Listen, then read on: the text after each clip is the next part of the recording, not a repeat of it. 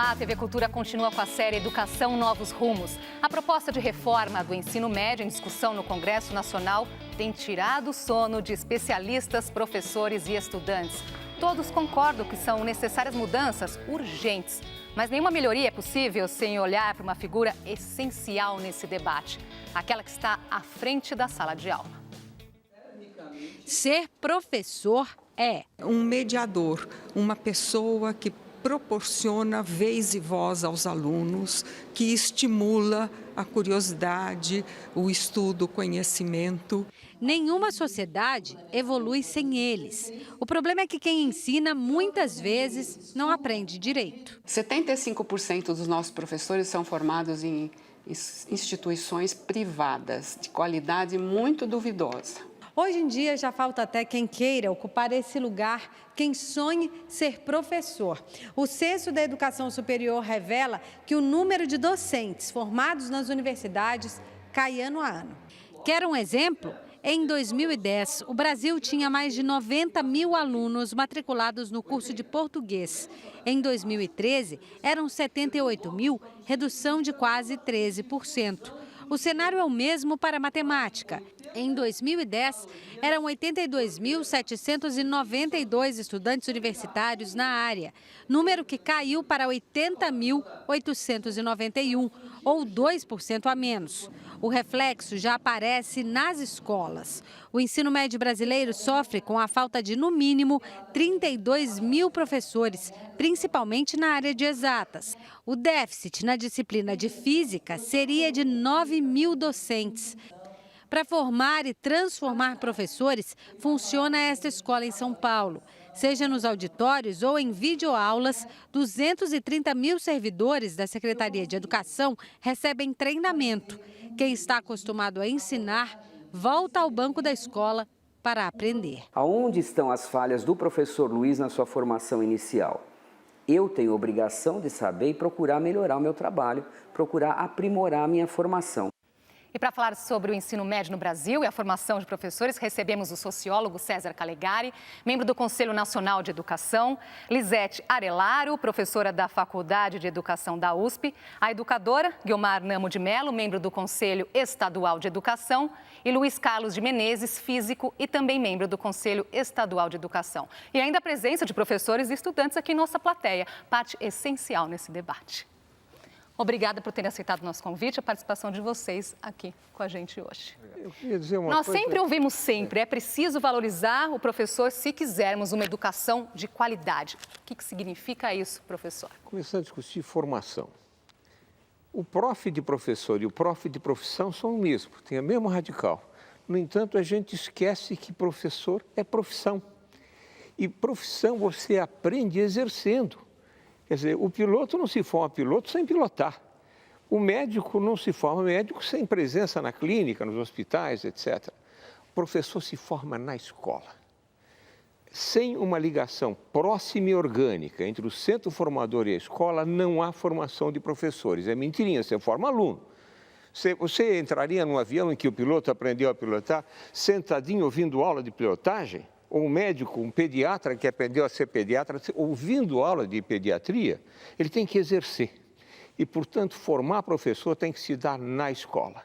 É claro que a base conceitual, ética, teórica, pode e deve ser promovida pelo ensino superior. Mas sem uma intimidade, sem uma relação orgânica com a escola, você não formou professores. Os nossos professores, a maior parte deles, se forma depois na escola.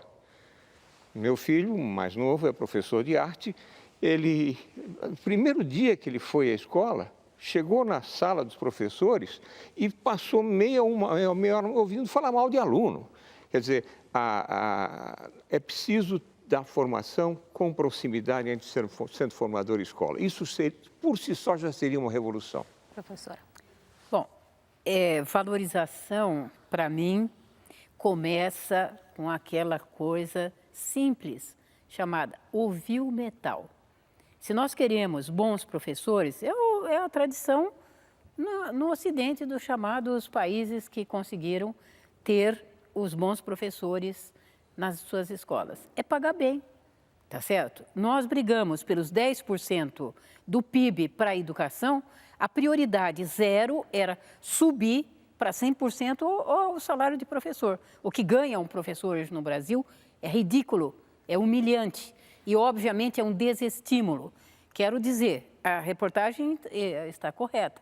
Na USP, nós já começamos a ter vagas ociosas em cursos de licenciatura pelo desinteresse da juventude para ser professor, sem reconhecer o esforço, porque o bem ou mal são 2 milhões de profissionais que levantam todos os dias às 5h30 da manhã e estão lá em todas as escolas do Brasil. Já que a senhora trouxe essa questão aqui do salário, vou trazer um dado aqui também. Segundo o movimento Todos pela Educação, os professores ganham, em média, 54,5% do salário de outros profissionais com escolaridade equivalente. Esse é um dos motivos que torna aí a carreira pouco atraente. Ninguém mais quer seguir essa carreira, Vilmar? Como resolver essa questão? Eu acho que tem um problema salarial sério para enfrentar, embora não vejo que a gente possa fazer isso já. Quer dizer, eu acho que o que está em discussão aqui, na formação do professor, é como é que nós preparamos esses professores que já estão dando aula para que eles possam, de fato, tornar essa escola mais significativa, que tenha realmente, atinja o aluno naquilo que ele tem motivação, né? E, além disto, ter uma batalha de longo prazo pelo aumento salarial. Quer dizer, ninguém nega que é necessário aumentar o salário do professor. Por outro lado, nós também temos que reconhecer que nós temos uma profissão onde as pessoas não saem tão fácil. Quer dizer, os que estão no magistério, o turnover do magistério, como a gente costuma falar, é mais baixo do que o de outras profissões. Não. E que tem motivações intrínsecas também, como disse a Lisete, eu compactuo, não é? Nós temos todo dia mais de 2 milhões de heróis se levantando da cama e indo da aula. E esse respeito a gente tem que pagar. Agora, voltando à questão que o Menezes levantou, quer dizer, nós precisamos tornar o professor, o chão da sala de aula, o lugar de formação do professor. Tanto o professor de formação inicial quanto continuada. Embora nós não possamos esquecer que o domínio do conteúdo que precisa ser ensinado é básico. Se o professor não sabe física, jamais será um bom professor de física. Calegari. Bem, eu acho que nós temos aí um grande desafio de fazer uma revisão criteriosa das licenciaturas hoje no Brasil. E com várias consequências em relação a isso, né? Isso é uma incumbência, inclusive, do próprio Conselho Nacional da Educação.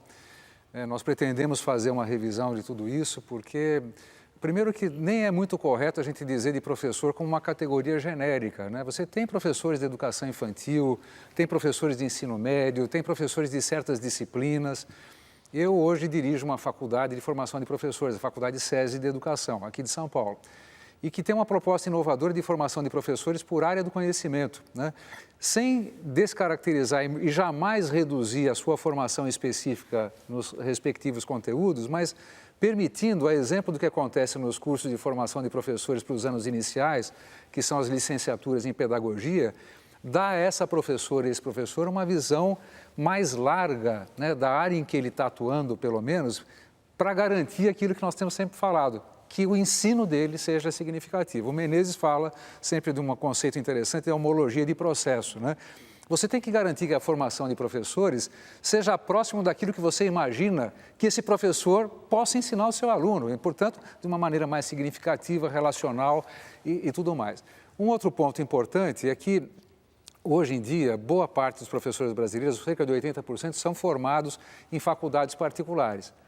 Algumas, ou até muitas dessas faculdades, não têm compromisso com a qualidade. Nós temos que ter, né, não apenas uma vigilância completa, mas os órgãos de controle têm que ser mais severos em relação à autorização desses cursos, à verificação da sua qualidade. Não é o estudante que tem que verificar, porque às vezes ele não tem condição de fazer isso. Mas a avaliação da qualidade... Portanto, apenas em síntese, nós não teremos educação de qualidade sem professor de qualidade. E um ponto que precisaria ser lembrado é que, além da formação inicial que nós estamos aqui nos referindo, existe também um dado. Nós não vamos fazer educação melhor no Brasil sem valorizar os 2 milhões de profissionais que estão aí. E, portanto, cuidado com a formação continuada, né? Fazendo com que ela seja para valer, algo que tenha significado para a escola e para os alunos. Vamos ouvir o que pensam aqui os estudantes da nossa plateia. Laís Duarte, alguém quer ser professor aqui na nossa plateia? Pois é, a gente fez essa pergunta para os que não são professores e estão sentados aqui entre nós. O exemplo de tudo isso que os nossos especialistas falaram é a Marina. A Marina planejava ser professora de matemática, mas por que mesmo você mudou de ideia, Marina? Porque era numa época que a mídia estava mostrando muito que o professor era super desvalorizado, que era cerca de 2013. E eu desisti, acabei sendo um pouco influenciada e procurando outras carreiras para seguir. Você planeja ser o quê? Eu planejo trabalhar com cinema. Nós falamos de muito da realidade. É uma realidade que não só precisa mudar de desvalorização do professor, mas está mudando. O professor hoje, por pior que tenha os problemas, é das poucas categorias que tem um piso salarial nacional. Que em muitos lugares do Brasil, o professor com o piso salarial nacional é um dos profissionais mais valorizados na sociedade.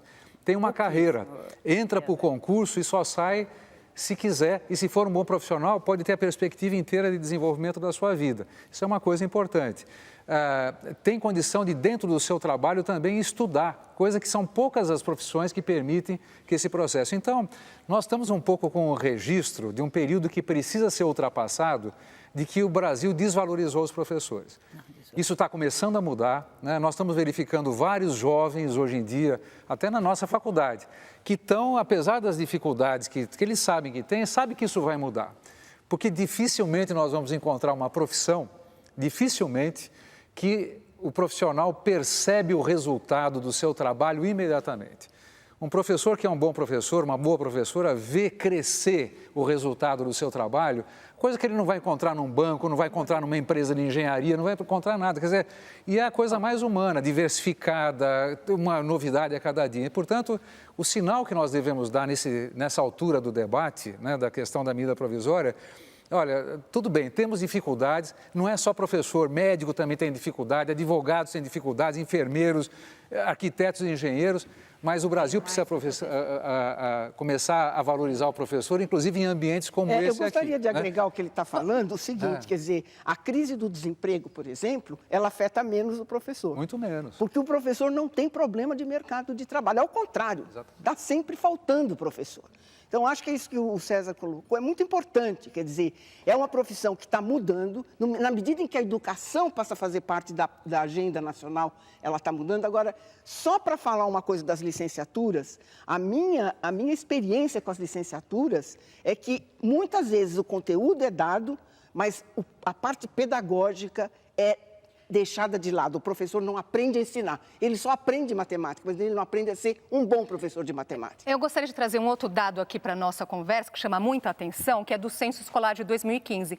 38% dos nossos professores das escolas públicas do nosso país dão aulas em disciplinas nas quais não são formados. Isso atinge, inclusive, duas disciplinas-chave para a formação dos estudantes de qualquer cidadão, matemática e português. Como resolver essa questão, professor? Exatamente. Esse é um grande problema que o Brasil tem de ponta a ponta. Mesmo no estado de São Paulo, o estado mais rico, que tem o maior número de universidades públicas e privadas, essa questão nos atinge, né? Nós temos uma situação... Ou bem, nós vamos, por isso que eu estou dizendo, quer dizer, o fulcro onde isto está se vinculando é realmente a falta de valorização do profissional. Eu posso concordar com o que a Guilmar e o César disseram, no sentido do que pode vir a ser, mas neste momento, a mídia, todos os dias, fala mal do que se passa nas escolas, sem exceção, inclusive na USP, vai pegar um acidentezinho para transformar isso num fenômeno quase marginal, tá certo? Todos os dias só se fala da violência escolar, da falta de preparo dos professores, de como os professores pouco se dedicam. E isso tem sido a mídia no Brasil. Então, esta é uma área que talvez o próprio governo começasse a investir mais.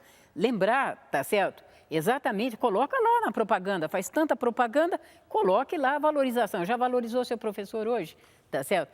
É exatamente como uma variável que tem que ser dada. Eu acho que os cursos, eles têm, eu concordo com o César, não há controle hoje praticamente do ensino privado no Brasil. Eles fazem o que eles querem, tá certo? Tem um lobby fortíssimo e ninguém mexe neles, há muitos anos, por sinal. Então, essa é uma discussão que ou nós vamos fazer, tá certo? Menos valor da ação no mercado, que vocês vejam as fusões que têm sido feitas no Brasil, tá certo? Até certo ponto, elas vão onerar a curto e médio prazo a formação de professores. Queria lembrar uma coisa que devia de ser proibida. Hoje, praticamente, as universidades, parte das universidades privadas, destas de má qualidade que nós estamos dizendo, transformaram toda a formação geral do jovem futuro professor em ensino à distância. Só estão se mantendo presencial as metodologias, tá certo?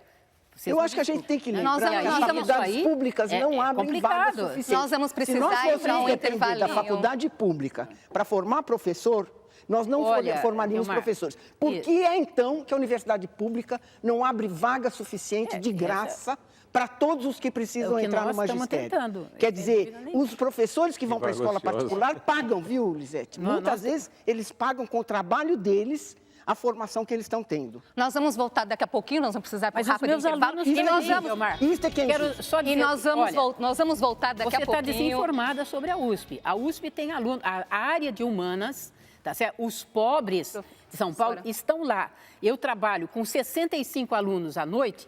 Todos eles trabalham. Já foi feito o cálculo, Lisete. Não, vamos fazer... Nós demoraríamos 80 anos para formar professor. Tudo bem, faz 80 anos que nós existimos e os pobres pela primeira vez estão chegando na USP. Só um minutinho. Parabéns. Nós vamos voltar no próximo bloco também com a participação de professores aqui da nossa plateia, nada mais justo, já que nós estamos falando deles, não é mesmo? Até já.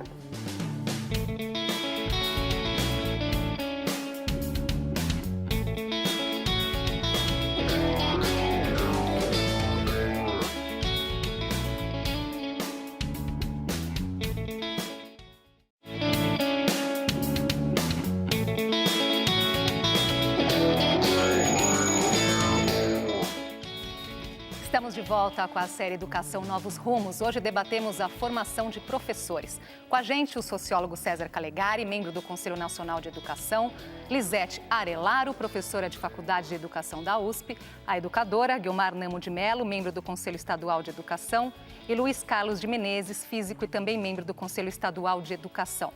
Vamos direto à nossa plateia saber o que estão pensando os nossos professores? Laís Duarte. É isso mesmo, Andresa. Eu estou aqui com a Edmaria, que é professora em escola pública há 22 anos, professora de inglês e português. Edmaria, eu queria que você me contasse um pouquinho quais são as maiores dificuldades de um professor na sala de aula. A questão da nossa dificuldade está relacionada à carga horária, que é extensa. Então, eu gostaria de relatar que, agora em agosto, exonerei o Estado por conta dessa carga horária enorme, né? Então, atualmente, eu estou só na prefeitura e, por uma questão salarial, eu optei pela prefeitura, por conta de, às vezes, dar aula das 7 da manhã às 11 horas da noite. Então, às vezes, eu me preocupo com o modo equivocado como as pessoas que estão fora da sala de aula veem o professor.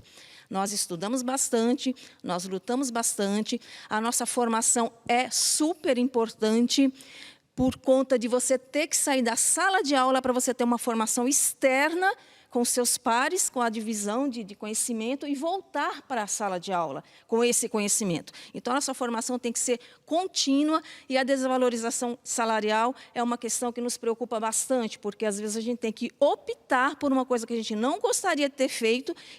Eu trabalhei no Estado há 22 anos, exatamente, e tive que exonerar o Estado por conta de não conseguir uma carga, conseguir uma qualidade de trabalho pelo cansaço. Não é fácil ser professor. Dar 8 aulas, 10 aulas por dia é extremamente estressante. Há um aspecto que ela chamou a atenção, que a gente precisa olhar com muito carinho, que se chama formação continuada. Nós estamos num mundo em muito rápida transformação, mas muito rápida transformação. Quer dizer, nós nem sabemos qual vai ser o peso do papel como o suporte da informação daqui para frente. A maior parte dos jovens já tem laptop, celular, etc., e busca informações por aí. A maior parte dos professores está menos preparada efetivamente, para o uso dessa mídia, redes sociais, do que parte dos seus alunos. É claro que a problemática que você chama é absolutamente importante. Quer dizer, é preciso combinar formação continuada, valorização da carreira, para que valha a pena. Agora, a gente gosta de ser professor, é bom que se diga isso. Quer dizer, é uma profissão que se junta o viver do quê, do viver para quê. A gente se realiza quando vê um aluno que te passou na frente, que te faz pergunta que você não sabe responder. Não é que ele não responde a pergunta que você formula. Então, eu sou professor há meio século, tenho filho professor. Então, é uma belíssima profissão. Sem dúvida que é, né? Senão não estaríamos aqui nesse debate tão importante. Agora, vou trazer um exemplo de fora ainda sobre a formação de professores. A Finlândia, que é um país que é frequentemente citado aí como referência mundial de educação. Lá os professores têm 2 horas por semana em cursos de aperfeiçoamento. 2 horas por semana de cursos de aperfeiçoamento todas as semanas. Bom, mas nós temos aqui... Nós temos aqui, na maior parte das redes públicas, pelo menos 2 horas por semana de hora de trabalho coletivo. Que, lamentavelmente, isso não é bem aproveitado na maior parte das escolas. Algumas fazem diretamente, mas deveria ser, aliás, como dizem as diretrizes nacionais da carreira dos professores, um momento adequado para a formação em serviço, junto com os seus colegas e tudo mais. Isso frequentemente é desperdiçado, né? E é desperdiçado por quê, Calegari? Porque existe essa carga horária, mas não é bem aproveitada. Eu acho que os sistemas de ensino não veem esse espaço como o local próprio para a realização até de um dever do Estado. Muitas vezes por falta de liderança. Um dever do Estado, né? De proporcionar aos professores esse ambiente de formação. E mais, as carreiras, né, dos professores, elas acabam progredindo por 2 coisas que são do século XIII, não são nem do século XX. Tempo e título. Ninguém pergunta e valoriza um professor que escreve um livro, uma professora que desenvolve uma sequência didática inovadora, um professor que desenvolveu um game, por exemplo, que faz com que os seus alunos aprendam um certo conteúdo de física. E foram levantados aqui vários problemas pelos especialistas, pelos nossos professores aqui. Vamos apontar uma solução? Olha, existem vários estados no Brasil que estão fazendo avaliação de desempenho com outros indicadores que não seja apenas o tempo de serviço e os títulos, inclusive, de cursos que nem sempre estão relacionados diretamente com a prática dele na sala de aula. Então, acho que isto é uma questão que vai estar sendo progressivamente absorvida pelos sistemas de ensino. Acho importante produção, colaboração com o outro, professor que aceita ser mentor do professor novo, uma série de coisas que é possível você valorizar, além da questão estritamente da aula, certo? Agora, eu gostaria de lembrar também, entre as soluções, que o método de residência escolar ou residência pedagógica hoje está sendo cogitado em vários cursos de formação de professores. Quer dizer, você tem uma residência como você tem o médico, certo? A formação dele, uma parte dele é na escola. E é ali no pronto-socorro, como o médico vai, é ali na sala de aula e tem um sistema de mentores que estão ali para ajudá-lo. Porque é uma coisa importante, eu gostaria de lembrar aqui o que o Schuman disse, que eu gosto muito. Existe um velho ditado que diz que quem sabe, sabe, quem não sabe, ensina. E o Schuman... Que é falso. Desculpe, eu estou no meio do meu pensamento, você dá licença? Tô. O Schuman propõe uma coisa diferente, ele diz assim, quem sabe, sabe, quem compreende, ensina. Então, para ser professor, é preciso compreender muito mais do que apenas saber. E as licenciaturas não dão formação pedagógica suficiente para professores. Na USP tem curso de licenciatura que não tem formação pedagógica quase nenhuma, de psicologia para conhecer o seu aluno, do contexto da escola, da parte da organização e da cultura da escola, das políticas educacionais, dos indicadores. Tudo isso faz parte da cultura pedagógica do professor, que é muito desfigurada, inclusive nas grandes universidades públicas. Nas particulares, então, nem se fala. Minutinho final, só para mais... Ainda nesse caminho das soluções, olha, professora. Eu acho que há uma reivindicação dos profissionais. A professora mencionou a questão do acúmulo. Eu acho que, historicamente, nós reivindicamos o direito de sermos, aspas, escravos, né? O acúmulo, ele tem sido pior, né? O acúmulo só existe porque se paga pouco E, evidentemente, o acúmulo de cargos, ele leva a uma situação um pouco constrangedora. Hoje, no Brasil, tem sido proposto, cada vez com maior frequência, pelos sistemas de ensino, municipais ou estaduais, manuais que o professor deve seguir. Esses manuais vêm realmente desqualificando também a formação dos nossos alunos. Mas nós temos assistido em várias escolas públicas, às vezes uma adesão do professor, exatamente porque ele trabalha em 2 lugares e ele não tem quem trabalha. Vamos dizer de verdade, é prazeroso, mas é exaustivo trabalhar. Eu também sou professora há 50 anos, quero continuar até morrer, mas do ponto de vista concreto é exaustivo. 8 horas, 10 horas por dia impede que qualquer ser humano prepare bem as suas aulas. Portanto, o material que vier pronto acaba sendo mais fácil e compromete a qualidade, porque eu estou tão cansado que eu vou perguntar assim, que página que nós paramos, com uma vozinha até simpática, porém vou repetir aquilo que foi dado e que hoje tem sido proposto como solução. Isso sempre foi feito com livro didático. Nosso tempo acabou. São muitas questões, nosso tempo acabou hoje nesse programa. Eu agradeço muito a participação de vocês. Eu agradeço muito a participação de vocês aqui hoje com a gente. E nós continuamos no nosso próximo tema, que vai ser o futuro da educação no Brasil. Muito obrigada pela companhia. Eu espero você na próxima. Até lá.